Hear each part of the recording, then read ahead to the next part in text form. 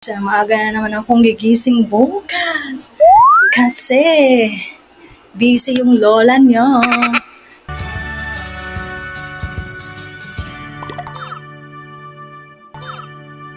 So, yun lang guys. Keep on watching. I update you next guys tomorrow. Kasi nasa Manila ako. Then, balik 2 days ako doon. Then, yan, babalik na naman dito si Kadig yung pinakalas na talaga, guys. Excitement! Charis. Yes! So, ayan, guys. Abangan nyo, guys. Kasi, feel mixed emotion. Scary. Just like, you know, natitense. Like, nerve-wracking. Mixed emotion. Mixed feelings. So, ayan, guys. Thanks for your prayer. Ayan. Ang gagawin ko ngayon is maglilinis kasi hindi ako naglilinis kaninang umaga sin umalis ako guys. Tingnan nyo naman yung gaan ko. Yan ay naka-fold. Kailangan ko pa yung pagpagin kasi may mga buhok. Yung buhok ko naglagasan kasi. And then kailangan punasan ko pa yung carpet. Yung linis doon, kakain tayo ng prutas, bread, and then mag-relax. So, ayan guys. Nandito ako sa Robinson, mga kalinganan. Papalipas oras lang. Kumain lang ako sa Mang Inasal. Pupunta ko ng museum, bibili ako ng milk. But before, bibili ako ng orange. Then, punta ko ng SM kasi nandun lang yung fresh milk. Pure na fresh milk. Ito ko sa inyo guys. May Dunkin. Tsaka may coffee din.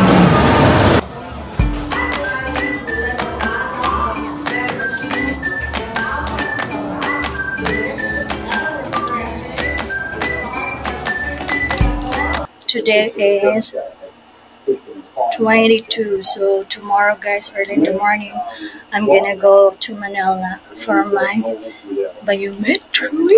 Yes! Oh my God! So galing ako ng Balanga guys. Galing ako ng Western Union din. After sa bangko, pumunta ako ng private doctor kasi yung throat ko daming plema. Yung daming plema din, sabi sa doktor na ang daming naresita guys, almost plema lang siya guys. Umabot siya ng 2,600 sa computer doon. So nakita sa doktor may plema yung throat ko, yung lalamunan sa pinakadulo, nakita ko din. Then niresitahan niya ako ng antibiotic kasi hindi ka naman basta-basta makabili ng antibiotic kung walang resita sa doktor. Then may iba pang naresita and vitamins. And then baka ubuhin kasi ako sa sa interview ko, then mahirap na. Kailangan nalinis ko yung kuko kasi as in pangit na. Wala lang colorless lang siya.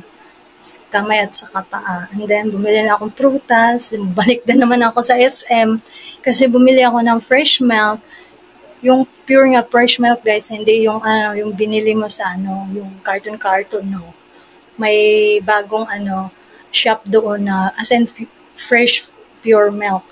Malang siya. Guys, piniplay ko lang yung laptop ko kasi, kulang pa yung watch hour ko.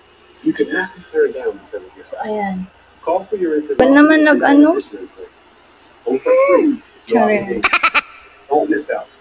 Lang tagal. Wala bang May wifi naman. What happened?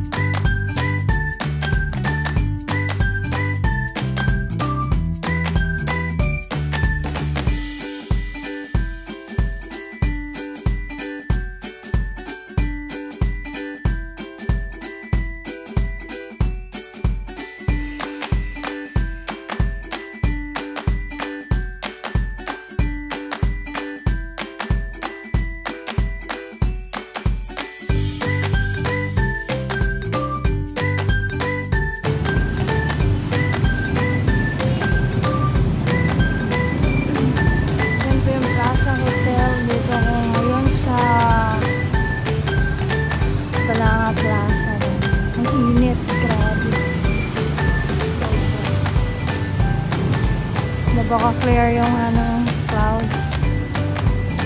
So guys, I'm going to SM now to buy some fresh milk and eggs and sugar. And after, I'm going back to apartment.